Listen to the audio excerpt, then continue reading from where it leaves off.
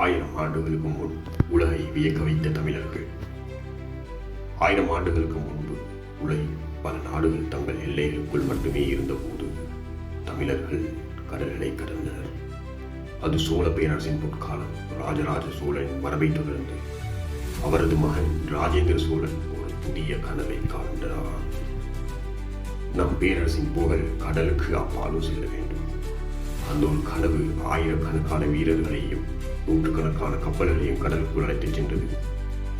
பெருமலைகளையும் புயல்களையும் எதிர்த்து சோழர்களின் கடற்படைத்தின் காட்சிய நாடுகளை அடைந்தது. அவர்கள் வெறும் போர் வீரர்கள் மட்டுமல்ல, சிறந்த மாலுமிகள், திறமையான கட்டிடக் கலைஞர்கள், உலக வணிகத்தை புரிந்து கொண்ட புத்திசாலிகள். அவர்களின் கப்பல்கள் ஆயிரக்கணக்கான கிலோமீட்டர் பயணம் செய்தன. அவர்களின் கொடி அந்நிய நாடுகளின் கரைகளிலும் பறந்தது. இன்று கூட வரலாற்று ஆசிரியர்கள் சோழர்களின் கடல் சக்தியை வியப்புடன் பேசுகின்றனர்.